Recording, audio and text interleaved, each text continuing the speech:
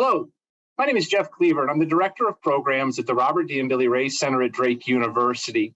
I'm joined today by Dr. Matt Davidson, President of the Excellence with Integrity Institute, as well as Head Coach Jesse Carmack, Head Coach at Christian Brothers University, and Senior Yaya Coleman. Before we get into our conversation with Coach, I want to ask Matt just to give us a little brief introduction to the Tip with Excellence for Integrity toolkits. This is part of a video series that we're putting together to help coaches better utilize those toolkits, but can you just give us an introduction to what those resources are and how we hope they're helping coaches across the country? Yeah, the Tip with Excellence and Integrity Toolkits is a product that we've made in a partnership with Ray Center at Drake University, our own institute, Women's Basketball Coaches Association, and the NCAA. These materials are available free for your downloading as a coach. All you have to do is register. There's a QR code there. You go put your email in, and you can literally download the materials.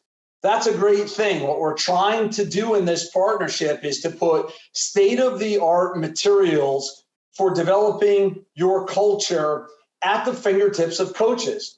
But to be honest, if people don't download them and utilize them, they're not worth the paper that they're printed on. What we're doing in this corner here, where we're doing a little chalk talk about the actual implementation, is we're trying to take it one step further. Coach Carmack is somebody who actually downloaded the materials and started working with her team on them. And what we really want to do in this conversation is get an idea from their perspective. How did they break them open? How did they actually use them? And we're trying to think about these as strength and conditioning for culture materials. And if you think about strength and conditioning, two things really come into focus. The particular kind of workout you need for your personnel, your goals, your strategies, and what you're facing. So it's not getting strong, it's getting strong for your team. So what we're hearing and what Coach and Yara are going to share is how they made it work for their team. The second thing is periodization. What we're really going to hear in their case study is when did they actually use it and what were they doing? So we're going to get a little idea of how they got started in the off season, how they're planning to carry it into the preseason, and how that's preparing them for the actual season. So as you're listening to this conversation, the goal for you as a coach is to really hear in this particular coach and student athlete's experience what they've done, and then think about how you can adapt or adopt this for use in your own program. So, Coach, let's start right there. Can you share a little bit about your approach to shaping culture on your team and how these resources are helping you do that work? Yeah. And so when I took over this program 3 years ago, I know I needed to change a culture. And that's something that I've been really trying to work hard on doing. And so when I was able to know that these resources were available through Matt and through Jeff and at the WBCA convention, I took it and I hit the ground running. This is something that we implemented last postseason, this past season, and really going through that passion workbook. We only were able to spend about 3 to 4 weeks on it before we left for summer break. But in that postseason is always a time of who's coming back and who's leaving. What's our team going to look like? Where are we going to have these conversations?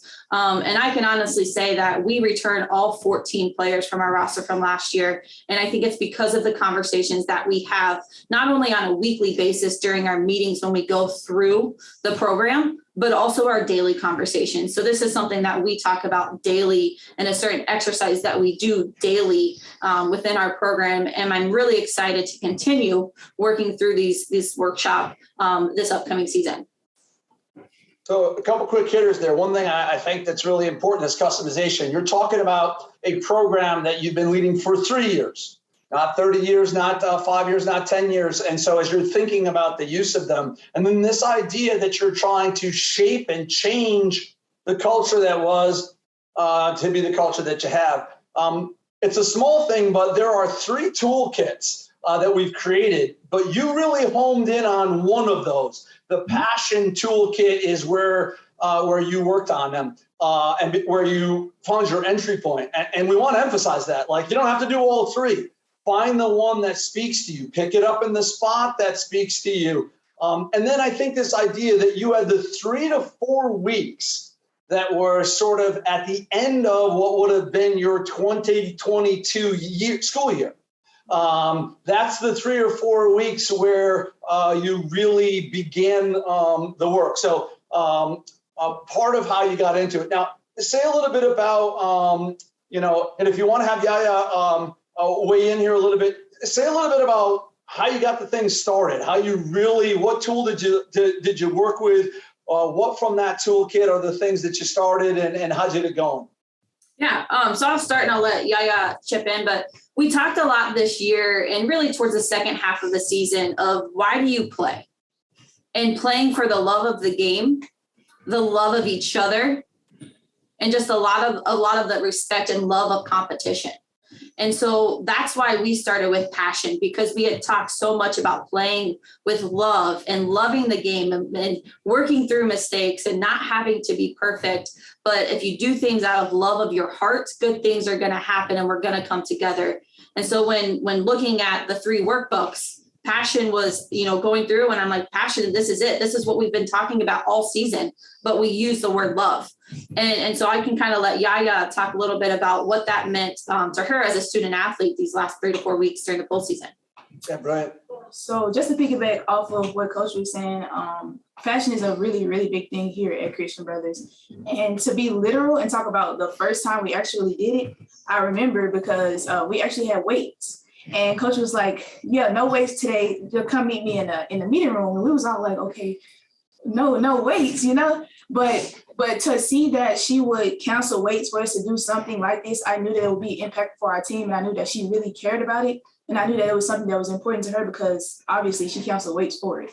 So I think that it was really good for us just to be able to communicate, to talk to each other, to actually get in each other's head, because I think that's a big problem sometimes with teams, teammates not really knowing what each other are thinking. And I think with this program, it's a really good way for us to get in each other's head and actually see that Coach actually cared. We've been knew she cared, obviously, but just to take that next step and that next level, it was really good for us.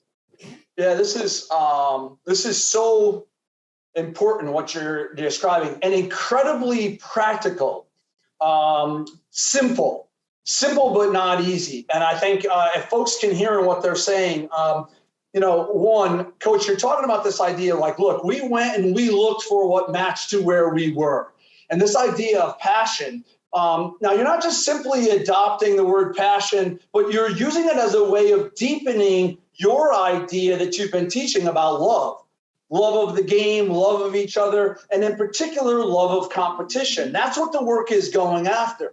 We're seeing a lot of places where anxiety, fear, the opposite. The game has become work. The game has become a reason to worry. Perfectionism, doubt, anxiety, mental health is really hurting in our sport. That's why the materials are there. You guys made that connection. But I think, Yaya, what you said is so important. Instead of doing weights, you knew it was important because Coach found time during something else that was also important, strength and conditioning. You know that, hey, we want to be strong in body, but when Coach says we're going to take our precious time, our limited time, and talk and work and get to know each other at a deeper level as a player, I hear you saying that's what really matters. And for coaches out there, how we spend our time is how we spend our life. And when you put time into the culture, that's where the returns will come out. So tell us a little bit about, the actual time, and we call these culture workouts, right? It's not a book study. We're not sending you off to read stuff. We're going to make you do stuff that maybe makes you uncomfortable, works a little bit, where there's some uncertainty. Tell us a little bit about which tools within the toolkit you actually worked on. Yeah, so we started with the Compact of Excellence, and we created a communication compact within our program. And this is something that we took ideas, we took thoughts, we probably had about 20 things that we wanted to put on this compact, but what are 5 things that we can really remember and live by? And so we created that. And so we created that week 1. And then we went right into some connection questions and asking those questions to kind of deeper our understanding of why we do the things that we do. Why do we love to play basketball? We throw around this word, but what does that mean to us? And we share those things. things. Again, we live with no secrets here. And then we went right into the good stress, distress continuum. And it was a really good time to do that because finals were coming up in 2 weeks. And we were still recovering of what was going on with society and COVID and all of these things.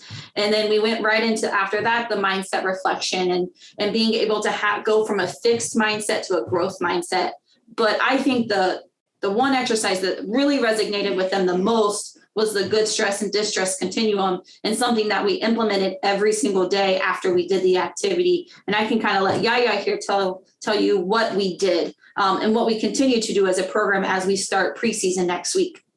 Yeah, most definitely. So before we had each workout, Coach would take time out to make sure that she let us put on the board in the locker room exactly where we were feeling on that specific chart. So we'll have a chart on the board, and it's the continuum. And then we would each put a point in our initials to show where on that continuum that we were. So it was very important for her to know how much of whatever percent we have could we give to practice. So if that day I came in, I wasn't feeling too good, I'll say, Coach, finals just kicked me. I'm at like 45%. She would say, okay, well, I need you to give me 100% of that 45%. So just for us to have something to see physically, for us to actually put on the board and see that she cares and see that she sees that, it kind of gave us that push, because even though I was only feeling that 45% that day, after that conversation and knowing that she was only expecting 100% of that 45, that allowed me to give 60. So I think it was really good for us to be able to say it with our mouths and for her to see it with her eyes, and then it all just came into one.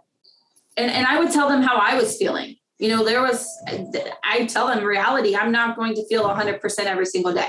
I love you all to death, but also I'm not going to be perfect.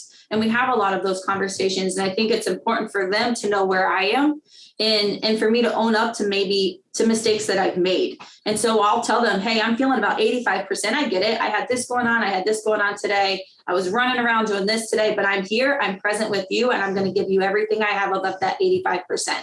And so we would do that in the locker room on the board.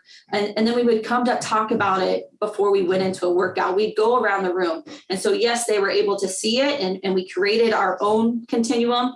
And we worked through that practice. But then we went around the circle and said, okay, how are you feeling today? And why did you choose that percentage?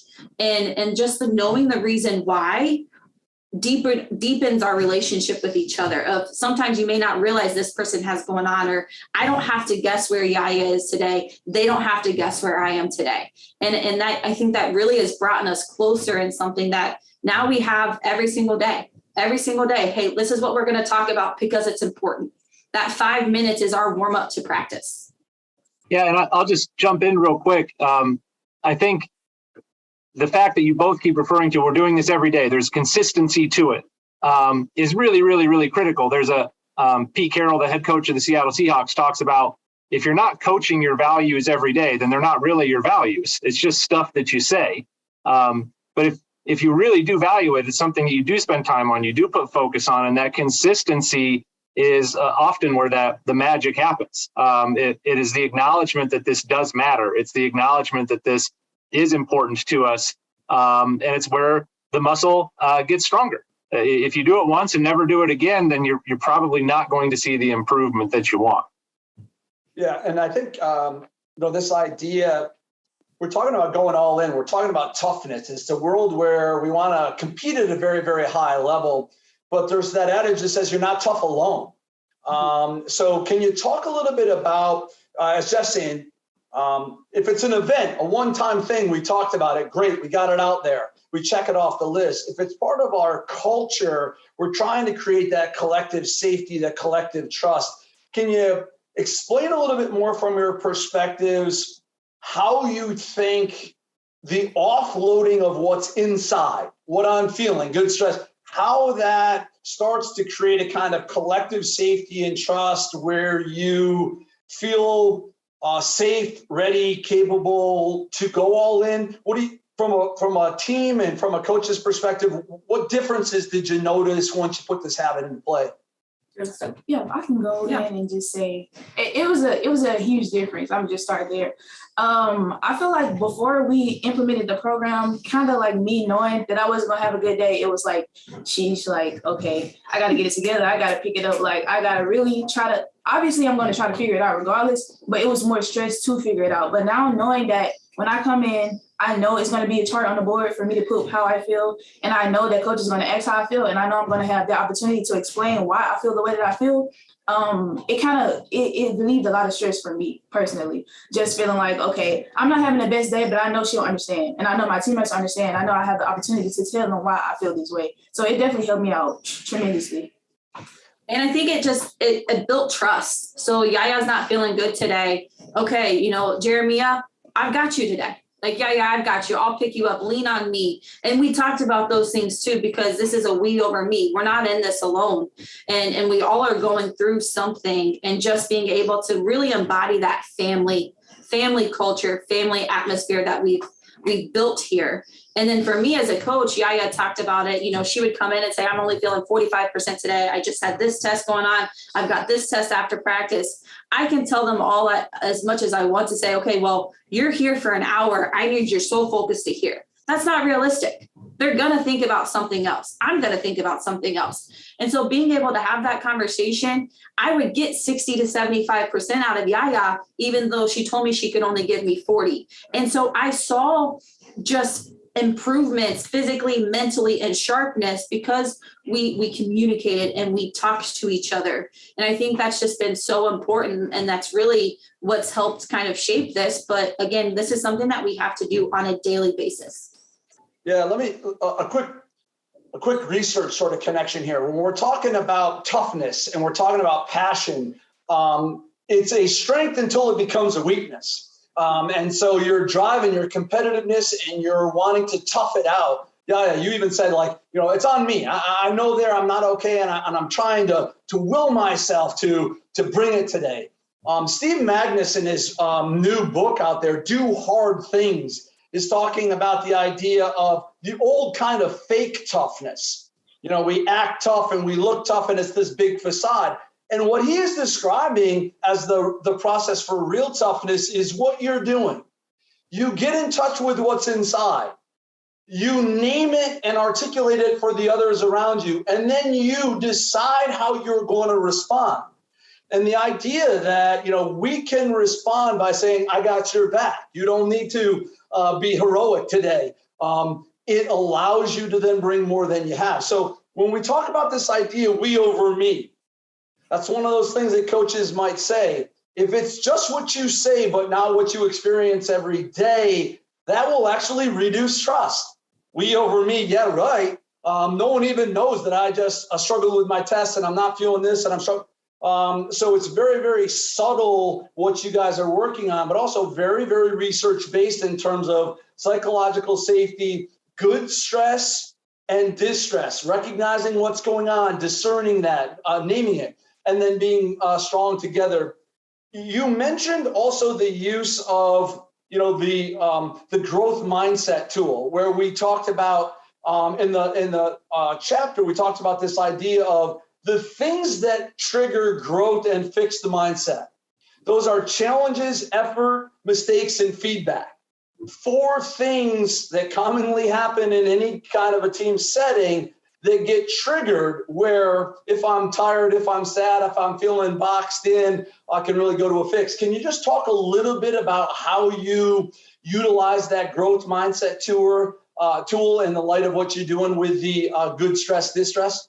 Yeah, it's about how we communicate, and how we communicate not only to each other, but to ourselves, and being able to say, okay, is that a fixed mindset or a growth mindset? And I would ask them questions after statements that we had made. And I'd say, okay, well, what about thinking about it this way? And so it's again, just a constant conversation that we have is we have to give ourselves some grace as well. We have to show ourselves some love. And that's hard as a competitor. You want to be the best. You want to be first. You want to do all of those things. And that's important. But also we can mentally harm ourselves if we continue to have that and we don't have that out, or we don't kind of look at a different way of thinking. And so the growth mindset for us too is we know that we're going to make mistakes. We're going to make a lot of mistakes, and we're never going to be perfect, and that's okay. And just being able to have that understanding of it's okay, but how can we be better from it? Or how can we take this this, whatever happened, whatever challenge, the effort that we gave, we've talked a lot about E plus R equals O, event plus response equals outcome. This happened. We can't change this event. We can't change what just happened, but we can dictate our response, and that's going to determine our outcome and where we go. And two, at the end of the day, we find a way. We find a way of doing things the right way and for each other because we love each other. Yeah, this is so important. And yeah, if you can give a player's perspective on this, we know, right? We like to think as competitors, you're one or the other. You have a fixed mindset or growth. I know growth is better. But what the research says is 4 things trigger a response in us. New challenges, things requiring more effort, mistakes and feedback. When that happens, I have a space to choose fixed. Hey, this is who I am. Anxiety goes up. I'm comparing, or growth. That didn't feel great. I just made a mistake. How has it helped you as a player to get your arms around what's going on inside of you? Feel maybe a little bit more safe to, as Coach was saying, to be compassionate to yourself. What can you tell folks about how this constant conversation has maybe helped you as a competitor? Yeah, so I think whenever we were doing the actual activity, we were taking notes. And one word that I continuously put on my paper was perspective. And I think that was so huge for me, was to think about perspective. Because coming from a background that I come from, I think I've always been an overachiever. And I think that that's not a good mindset to have at times, because sometimes it's just impossible.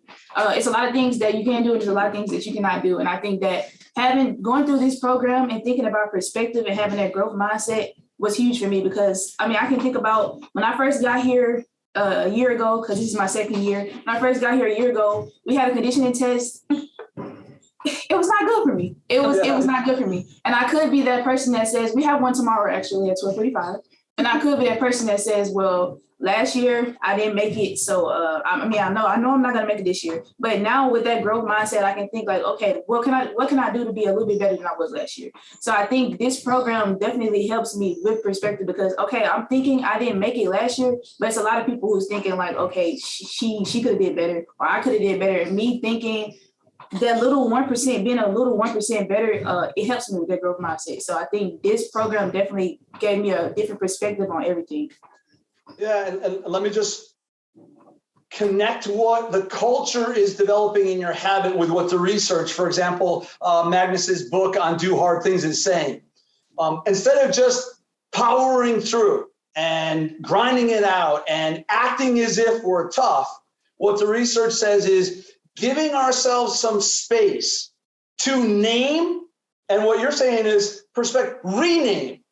What's going on? What's the story that I'm telling myself? Now, if I'm trying to do that by myself, at some point, I'm going to get weak. I'm going to get tired. I'm going to fall down. When the entire team is doing it, I'm reinforced by the fact that this is who we are. This is our habit.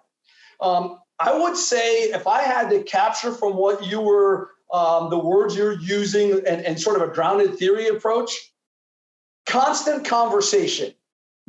What you're doing within the culture is an individual and collective constant conversation, where instead of it just happening to us, we're in a dialogue with what's going on. Oh, I've seen this before. I felt this before. What's your experience? What's our experience? When you have a constant conversation, that's part of what calms us down. That is part of the visualization, the self-talk, all of these individual psychology moves become part of the culture, and you're working it out all the time. So when you're saying like this program, the people are the program. The fact that you're doing the workout, that's the program. That's the magic, is that we're not saying, hey, you need to fix this and you need to fix this, you need to fix this. I got one more question before I throw it over to Jeff to sort of bring us to wrap up here. You mentioned at the outset that you have everybody coming back to your team. You got all players returning. And in your estimation, you're attributing the return in a transfer portal age to these culture changes, that it's not just a random artifact, but you feel like this has helped to create some stability within your culture. Can you say a little bit, just about what you think you've gotten and how it's changed your culture to make that a reality? Yeah, I think the communication piece, and then also I always go back to that work of these kids love each other, and how did we get to form that? We had 7 new players last year, so we had 7 new players and 7 returners last year, and so to get a group of very young. I mean, we were young as an overall group. Yaya was, we only have 3 seniors and try to get her to come back for a 5th year. Come on, do the right thing, Yaya. And so, no pressure. No pressure, none. But this team can be the same team for 3 years. And it's like, why do the ones that didn't play a ton or didn't have the role that they wanted, what do you want? Why do you still stay here? And I've asked that question, what keeps you here? And then they come back to each other, and it's the people and it's the love of each other that they have. And I really think that's a testament to what we've been able to do in the postseason, what they've been able to build, those relationships. Relationships matter. Relationships are so important. And how do you build those relationships? By talking to each other, by communicating, by owning up to mistakes, by trying to understand each other. And that can't just come from the players. That comes from our coaching staff as well. We've had plenty of times. Last year, we went through some growing pains. We were very young and we had some growing pains that we had to go through. But during those growing pains, they would come to me and say, hey, coach, can we just talk? Can we talk as a group? Like, all bets off, let's talk. And they would say, hey, this is what we're feeling from you. And then they would talk, they would tell me, I would own up to that because, again, I'm not perfect. I still consider myself a young head coach. And we would just have that conversation. And that's what's built that trust. That's what built that love that we have, that passion that we have for each other and wanting what's best for each other and best for this program. Yeah, it's beautiful. It's simple, but not easy. And I think, when we throw out these words like love and relationship and communication, there's the general asset, the general muscle. And I think a lot of teams have that. We eat dinner together. We ride on the bus together. We watch. But the specific muscle is one where we're really going after the things that we share most intimately and most intensely. Passion, good stress, distress, feedback, mistakes, challenges, self-doubt. So when you're changing the relationships and changing the love to really center it around the muscle that your team is going to most need, then the safety and the trust starts to come in there. From today's case study, so to speak, I just want to come back to this idea that constant conversation. There's no such thing as justice. There's just us. There's no perfect team. There's just us. But we have to have a constant conversation about what's going on inside of us. Good for our mental health, good for our competitive greatness, good for our sense of connection to each other. For folks who are going to sign on, I want to maybe encourage you. We can make a note perhaps at the beginning. They mentioned the compact, they mentioned the relationship building, they mentioned a couple of these tools. These are part of the module. So if you open up the passion module, you'll see each of what they're referring to. When we annotate this conversation with Coach and Ncaa, we'll take and we'll put some of their artifact tools and examples in there. But what we're really wanting to see is nothing will work unless you do. It's great that materials are there. We've worked hard to hone those tools and skills, but you can see that the magic happens when a team actually spends their precious time, works on it, and continues to invest in it. Jeff, final thoughts on our inaugural coaches conversation around the TIP toolkits. What do you think? How would you put a bow on this for folks? Yeah, I think what I'm taking away from this conversation is in just the 3 or 4 weeks that y'all focused on just one of the modules, you were able to see performance outcomes. Not necessarily in terms of win-loss records. It's not even the season yet. But from Yaya's description of, I said 45%, but just the acknowledgement that I'm at 45% sort of gave me the freedom to then put 60% effort in. That's a performance outcome that these conversations are allowing you to improve performance. And Coach, you're talking about, we have these many players coming back. We didn't lose anybody. That's a performance outcome. And we're not attributing that exclusively to the use of these resources, but these resources can help you drive those performance outcomes. And this is an outcome-based industry, not just in terms of wins and losses, or those are critically important, but in terms of how we're shaping the lives of the individuals on our teams. Those are important outcomes. So sometimes the culture shaping gets lost as a soft skill. It's an extra thing when we have time for it.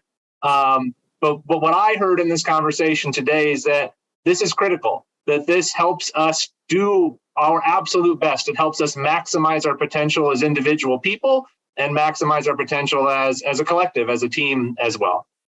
So with that said, I just want to thank Coach Carmack, Yaya Coleman. Thank you both so much for your time this afternoon. We appreciate the work that you are doing and are happy to hear that these are having an impact on the team and hopefully have an impact when the season tips off here in just a few short months. So thank you all very much for that. And for everyone who has joined us on this clip, we will have a QR code on the final slide of this video clip where you can scan and download the resources if you haven't already. And please feel free to reach out to either Matt or myself for additional information or to answer any questions that you have. Our email addresses will be included on the final slide as well. Thank you for joining us.